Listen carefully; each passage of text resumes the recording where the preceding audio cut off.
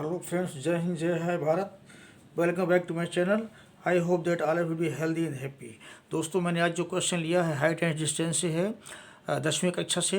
Question इस प्रकार है, जमीन पर एक बिंदु ए से एक जेट फाइटर का उन्नयन कोण 60 डिग्री है तथा 10 सेकेंड की उड़ान के बाद यह उन्नयन कोण 30 डिग्री हो जाता है। यदि जेट की चाल जो है 648 किलोमीटर पर आवर से उड़ रहा है तो अचर ऊंचाई ज्ञात कीजिए जिस पर जेट उड़ रहा है। दोस्तों, क्वेश्चन को आगे बढ़ाने से पूर्व मेरा सभी से निवेदन है, यदि मेरे चैनल को आप लोगों ने सब्सक्राइब नहीं किया तो प्लीज़ सब्सक्राइब कर लें, जिससे मेरे आने वाले सभी यूजफुल वीडियोस आपको प्राप्त हो सके।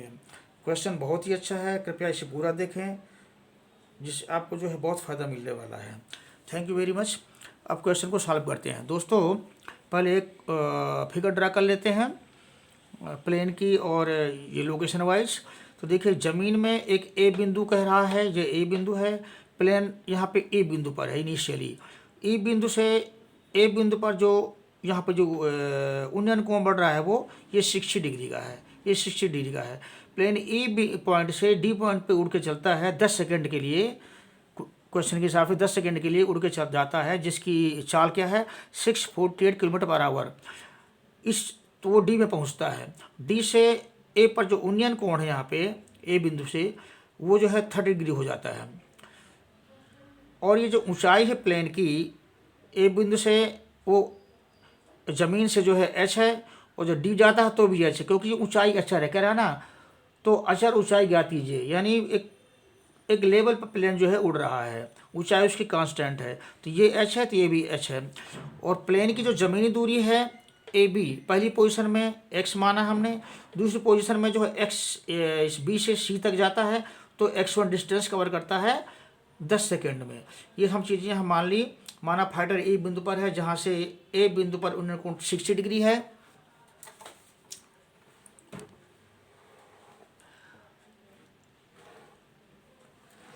ठीक है। और जेड की चाल 648 किलोमीटर पर आवर है। जेड ई से डी तक जाता है, ई से डी तक जाता है 10 सेकेंड में, तो x1 दूरी करता है, यानी x1 दूरी तय करता है। यहाँ से यहाँ तक पहुँचने में x1 दूरी तय करता है ये। तब यहाँ से उसका उन्नयन कोण 30 डिग्री का बनता है, ये 30 डिग्री बन गई। ये हमारे जो है फिगर ड्रा हो गई। अब क्वेश्चन को आगे बढ़ाते हैं। तो माना फाइटर की ऊंचाई h है, फाइटर की जो जमीन से ऊंचाई है वो h है, ये भी h होगी, ये भी h होगी, क्योंकि वो स्थिर एक अचर ऊंचाई पर चलता है। तो जेड की ए बिंदु से प्रथम दूरी, इस ए बिंदु से इसकी प्रथम पॉइंट की दूरी जो है x है, और द्वितीय दूरी यहाँ से जो है x प्लस x1 है। ठीक है। तो अब पहले हम वेलोसिटी को जो है, ये इसकी जो चाल है, स्पीड है, ये दिया हुआ है किलोमीटर पर आवर में। तो v इक्वल टू दिया हुआ है 648 किलोमीटर पर आवर। इसको जो है हम मीटर में बदलते हैं, सॉरी पर आवर को बदलते हैं हम पर सेकंड में। 648 डिवाइडेड बाई 60 किया, आवर में एक घंटे में जो है 60 मिनट्स होते हैं, 60 किया, और एक मिनट में जो है 60 सेकेंड होते हैं, फिर दोबारा 60 का मल्टीप्लाई किया। तो अब इसको हम जो है चलिए, ये हमारा हो गया, ये हमारा हो गया किलोमीटर पर सेकंड, स्पीड हो गई। अब आपका जो है ये दूरी हमें एक्स निकालनी है, इस स्पीड से चलता है वो। तो चूंकि डिस्टेंस इक्वल टू होता है स्पीड इनटू टाइम, तो हमारा जो है ये स्पीड क्या है 648 डिवाइडेड बाई 60 इंटू टाइम का है 10 सेकेंड। इससे ये कैंसिल, इससे इसमें भाग दिया तो 108 आया। इसका फिर पुनः भाग दिया तो 6 1 जा 6, डेसिमल 4, तो 6.68 जा 48, इतने आपका जो है किलोमीटर पर सेकेंड। ये हमारी जो है डिस्टेंस आई, सॉरी डिस्टेंस आई किलोमीटर। ठीक है ना, डिस्टेंस आ गई हमारी। अब हमारा जो है, अब हम चलते हैं हाइट निकालने के लिए। तो पहले ट्रायंगल पढ़ते हैं ई ए बी। ट्रायंगल, इसलिए ट्रायंगल ई ए बी से क्या होगा, हमारा टेंजेंट लेते हैं इसमें जो 60 डिग्री बना रहा है, tan 60 equal to h upon x, ये हमारा h है अपान x। इसका tan 60 होता है √3।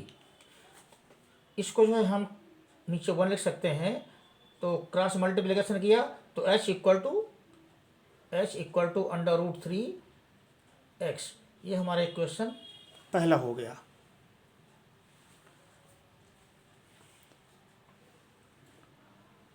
ठीक है, ये क्वेश्चन हमारा पहला हो गया। अब ट्रायंगल दूसरा पकड़ते हैं, ट्रायंगल DAC से, ट्रायंगल DAC से। इसमें हमारा क्या बन रहा है, एंगल 30 डिग्री बन रहा है। तो इसमें टेंजेंट ले लिया 30 डिग्री, tan 30 equal to this height यानी लंब बटे आधार। लंब हमारा h है, यहाँ पे भी आधार क्या है x plus x1, x plus x1। ठीक है, तो अब जो है हमारा ये s जो हमारा आया था यहाँ पे, ये SVT निकाला था, यह एक्चुअली हमारा x1 था। यहाँ x क्या था, s जो थी वो x1 थी, तो ये हमारा x1 निकले यहाँ से, इसलिए x1 इक्वल टू 1.8 किलोमीटर। ठीक है, तो अब हम जो है यहाँ पे वैल्यूज रखते हैं, implies that h divided by x plus ये क्या है 1.8। ठीक है, अंडर रूट tan 30 डिग्री होता है 1/√3। इसका क्रॉस मल्टीप्लिकेशन किया, हमारा एक्चुअल में दूसरा समीकरण हो गया। इसका क्रॉस मल्टीप्लिकेशन किया दिस इंटू दिस, तो यानी कि हमारा जो है ये आएगा √3h equal to 1 into x plus 1.8। अब हमें जो है h निकालना है, तो x को एलिमिनेट किया, हमारा x क्या है, इससे x है हमारा h upon √3, x equal to h upon √3, वो यहाँ पर रखा h अपान √3 प्लस 1.8। ठीक है ना, तो दिस इक्वल टू दिस हो गया। अब हम क्या करते हैं, √3 h को इधर लाते हैं, नहीं इसको इधर ले आते हैं, इसको इधर लाते हैं। चलिए √3h माइनस ये इधर आ गया f, ओके ये इधर आ गया तो माइनस में आ जाएगा लेफ्ट हैंड साइड में, इक्वल टू 1.8 आया। अब इसका एलसीएम लिया, √3 आया, यहाँ पे √3 का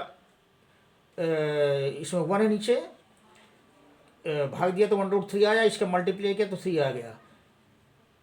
ठीक है ना, इसका इसमें डिवाइड किया 1 आया, 1 का ऐसे मल्टीप्लाई किया तो h आ गया, equal to 1.8। This simplify that ये 3s में s निकल गया तो 2h आ गया, डिवाइड बाई √3 इक्वल टू 1.8। अब जो है हमारा, इसलिए 2h बराबर क्या होगा, दिस इंटू दिस 1.8 इंटू √3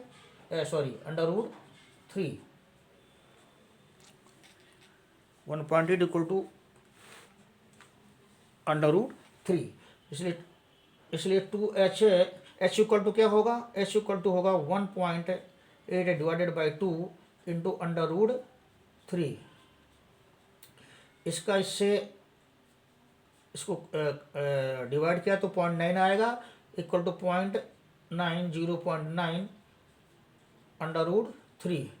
अब इसका इससे मल्टीप्लिकेशन किया 0.9 इंटू 1.732, √3 की जो वैल्यू है वो 1.732 होती है।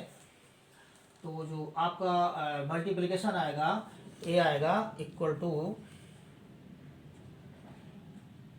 1558.8। ये आपका जो आएगा मीटर में आएगा, ये हमारा किलोमीटर है, ये आपका जो है किलोमीटर में आ जाएगा। यूँ कह सकते हैं इसको जो है, ये हमारा 1.5588 किलोमीटर, इसमें मल्टीप्लाई किया 1000 का, तो ये आपका जो आएगा इतना मीटर आ जाएगा। ठीक है। इसका मल्टीप्लिकेशन किया तो हमारा ये आएगा, और इसमें जो है 1000 का मल्टीप्लाई किया तो मीटर में आ जाएगा। ये हमारा हुआ आंसर, यानी इसकी ऊंचाई हो गई प्लेन की। Thank you very much for watching the video.